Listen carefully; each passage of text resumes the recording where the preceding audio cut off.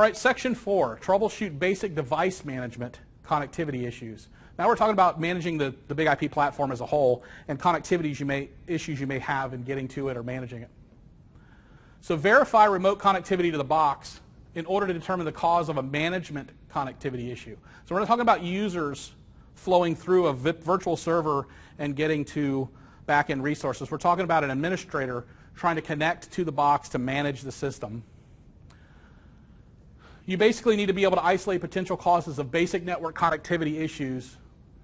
If you're given a scenario related to a client configuration that may be incorrect, or accessing a device and they can't get there, and according to this network topology diagram in the exhibit, how would they need to connect to the box, A, B, C, D, or E? These are the types of scenarios they may be giving you. Almost impossible for me to talk about the 50 different possible scenarios you give, and even if I knew the ones that were on the test, I wouldn't give them to you anyways. So what we're looking to do here is just make you aware that you need to be able to look at network diagrams, simple network diagrams, and be able to assess what you're looking at in a quick manner so that you can answer basic questions around scenarios for users connecting to things within that network.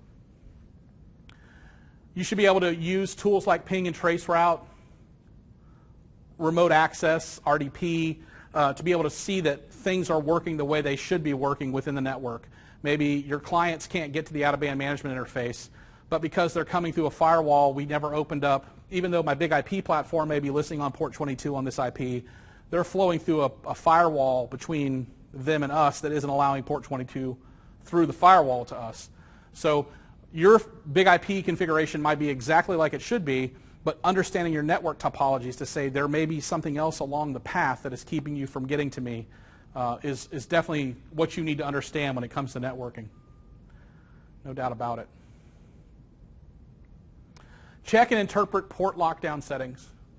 So in order to determine causes of your management issues around port lockdown, we talked about this the other day, or no, this morning, when we talked about the 6th way we listen in the order that we listen and process traffic.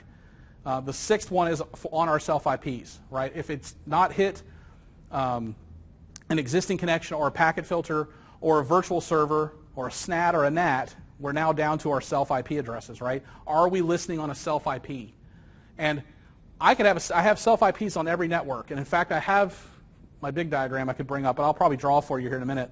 And if I have out-of-band management IPs, that's the way we want all of our management users to connect to the boxes, but they can still manage our big IP platform through our front side and back side self IP addresses if we've let port lockdown allow port 443 or port 22 to those IP addresses. So are we in a port lockdown scenario? Let's do a little diagram real quick. All right, let's talk a little bit about port lockdown on the big IP platform. We tend to like to use port lockdown to lock down our self IP addresses so that they can or can't be accessed by particular entities on the network. We want to make sure that our boxes are secure in every way, shape, and form. And on a big IP high availability pair, let's say we have 2 big IPs on 2 different networks. We have a front side VLAN and a back side VLAN, VLAN 100, VLAN 200. The front side VLAN is on a 192.168.1 subnet on the 24-bit mask. Our backside is on a 10.128.20 on a 24-bit mask. And in looking at this network and this HA pair, they have an upstream default gateway of .1 on this router. On this front side VLAN, the 192.168.1, each box has a physical IP address on the wire, .12 for unit 1 and .13 for unit 2. And they float an IP address between them. Whoever's active is actually ARPing for the active floating IP address of .11 on the front side. On the back side VLAN, because we're going to be the default gateway for all the servers back here headed out to the internet or wherever they need to go, we are going to be .1. So that means the active unit will be floating .1 on this subnet, and then unit 1 here will be .2, and unit 2 over in the pair will be .3. So these are what we consider self IP addresses, physicals and floatings. How we listen on these IP addresses is pretty critical. If I'm listening on these self IPs on port 443 or port 22, anyone that has the ability to get to this subnet or is locally on this subnet as an IP structure could try to connect to either any three of these IP addresses via a browser on 443 or SSH on port 22, and will get presented with a login prompt, whether that's GUI or command line. Same thing would happen back here on these IP addresses. Now the question would be is, do I need to listen on 443 or 22 on these IP addresses? The answer truly should be no, you don't need to. Because each one of these boxes has an out-of-band network interface. Out-of-band management. And we give this an IP address on the subnet, whatever IP address you may have, and that is where all of your administrative users should connect in to manage these boxes. So what do we need to listen on for these IP addresses? Well, we said, hold on a minute, if .1 is my gateway of the servers on the back end, doesn't .1 have to be listening for all traffic headed out to the internet? Well, the way F5 listens, if you remember our first section this morning for 200, is he looks for an existing connection, then he looks for packet filters, then he looks for virtual servers, right? If I were to build a virtual server that was listening on VLAN 200, that was listening on 0.0.0 on a /0 mask as my virtual server listener, and users came to .1 isn't going to take in the traffic and process it. There needs to be a virtual server listening to take in that traffic and process it. And if I build an all zeros listener and I enable it on this VLAN and I make it a forward IP type, he is actually going to take in that traffic as the default gateway and route the traffic through the box and out. I know this gets very complicated. We don't get too deep into these types of scenarios in the 200 level exam, but what I really want to get to is how traffic is processed, what we need to listen on for these self IPs really is probably more critical out here than it is back here. Our virtual servers will process flow of traffic when it comes to routing traffic and things of that nature for any system back here that needs to get out. But what needs to talk to these floating self IPs and physical IPs are probably things like the GTM. If this is an LTM pair load balancing environment, if there's a GTM in this environment that wants to know if all the VIPs are good on the LTMs, he needs to talk to these LTMs in this environment. So he's going to do that over a proprietary port called iQuery on 4353. And that means he needs to be able to talk to .12 and .13 on 4353 directly. If this is a firewall, we have to open that up. If the GTM is on this network, he would need to locally be able to talk to them on 4353. Other than that, there's probably not a lot we need to listen on. We can get into architectures and things you want to do later, but the way we want to manage is through this out-of-band. What we want to do here is lock these down so that you cannot connect to these on out-of-band management ports. And that's really all I wanted to talk to you about on out-of-band management, port lockdown. Thank you. All right, back to our slide deck. Reviewing port lockdown settings, how do we lock it down? If we go into network self-IPs, you'll see your list of self-IPs.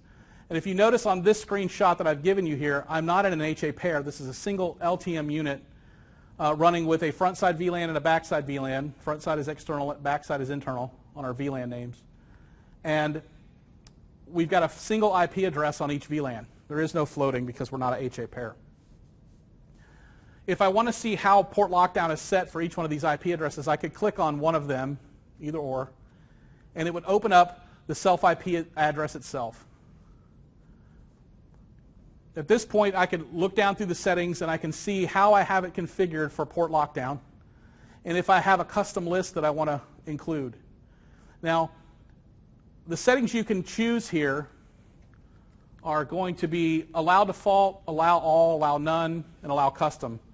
I think the allow custom include default was new for past version 11.1, but I could be wrong. It could have been there in 11.1.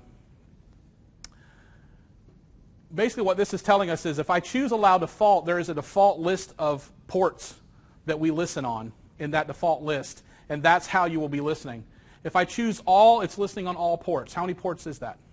65,535 ports per IP address, right? Everything is what we'd be listening on. I can choose allow none, and it locks everything down. And if I choose allow custom, I can then use my custom list to add not only ports, I can do TCP-based ports and UDP-based ports, but I can also do protocols. So I could say, listen on TCP 4353 and protocol ICMP if I wanted to. Does this make sense? And then that field for port lockdown would say allow custom. Now, if I say allow custom include default here, like I did in this particular version of the OS, I'm allowing those defaults, and then I can add any others that I want to the list. The funny part about this screenshot is that I've added 4353 TCP, but that's already included in the default list. So I really didn't have to add it. It was just showing you an example of being able to add an additional TCP port to the allow custom list. What is that default list? This is an example of the default list. So we've got everything from OSPF any, things like DNS, iQuery 4353, out-of-band management for our management port access on 443 and 22 is enabled when you choose default. SNMP trapping on 161, some UDPs for a lot of the same things. We also have 1026 for network failover and 1028 for connection mirroring between the units. Now, of course, this one's not going to happen unless you have connection mirroring set up. 1026 is what we use for the network failover flow between boxes, between units.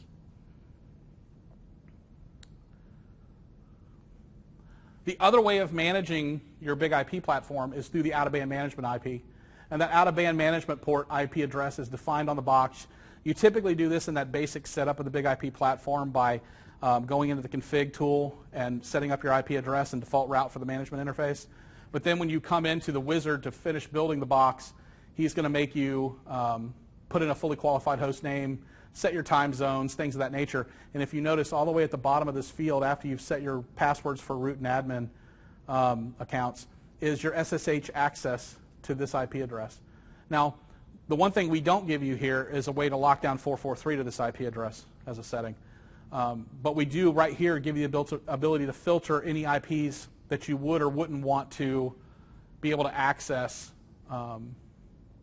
via SSH to this IP address. Is there a way, would be a good question, to lock down 443 to that IP address? The answer would be yes. There's an easy way. You can use packet filters, right? Packet filters can be applied to not only your front-side, back-side VLANs, but also your out-of-band management interface. You've got to be very careful when you're working through your packet filters lab not to lock yourself out of the box. Pretty important. Something you could do here is you could set up SSH IP allow from a jump box. Perhaps on that out-of-band management network, you've got a jump box that is connected to the corporate network, and you can get to that IP address because he's dual attached on the corporate network, log into him, authenticate to him, and then you have direct local connectivity to be allowed to SSH into the big IP platform from the jump box. So you could lock this down to just the jump box IP address.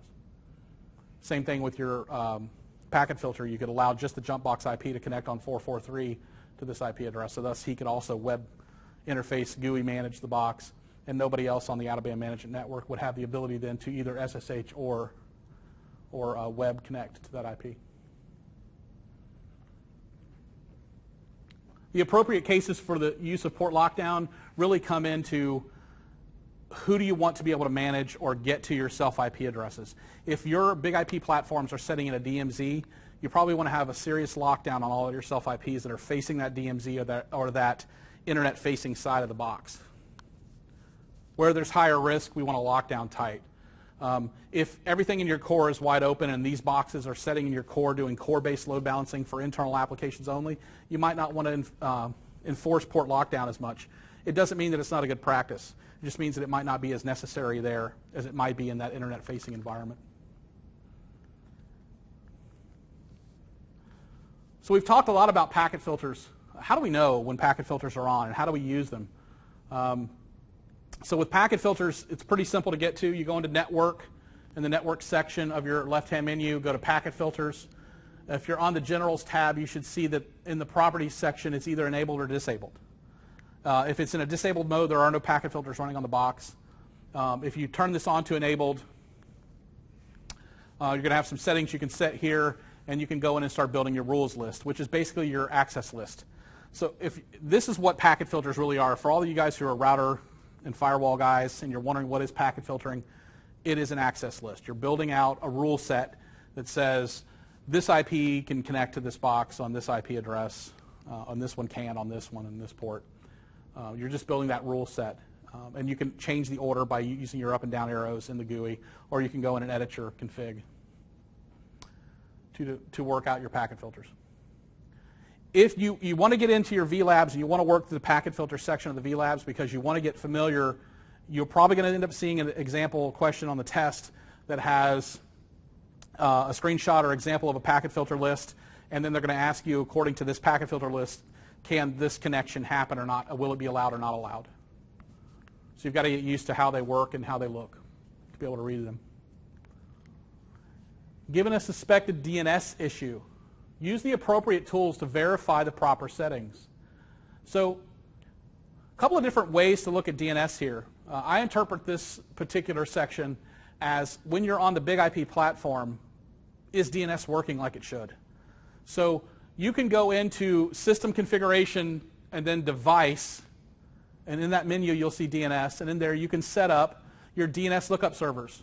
In this case I've entered in 8888 and 4222 as my DNS lookup servers. This will allow the Big IP platform to do DNS resolution against names from things like command line or within his operating system configuration, because he has now defined DNS servers to point to. Of course, can he get to 8888 and 4222 is a whole other story, because there could be a firewall between him and the internet, and these are actually internet-based DNS servers. Of course, if you're in your company organization that you're configuring out and building out for the Big IP platform, you would want to put in the local DNS servers here, so he has a quick reference to get to local DNS. Sometimes in DMZ environments there is no local DNS server, and if you're going to have the local DNS servers defined, which may be sitting internal or on another subnet on another side of a firewall from the DMZ you're in, you may have to open up ports on the firewall to let your DNS requests get through to those local DNS servers. So just because you set it up here doesn't mean it may work in the environment you're setting the box up in. So remember that.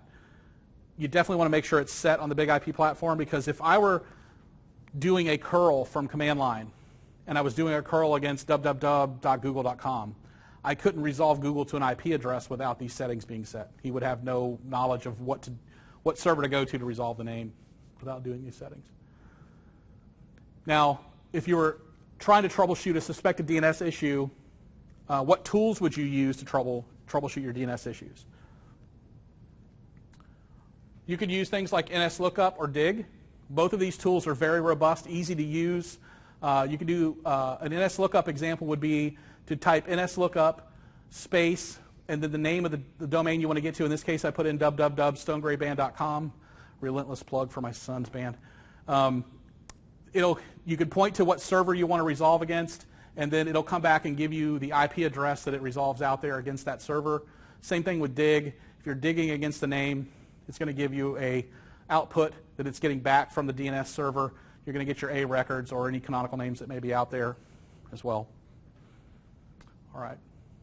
Dig and NSLookup. If you're not familiar with using those two tools, use them. Practice with them. Okay. You may even see an example of one of them on the test, or may not. Just depends on the bank.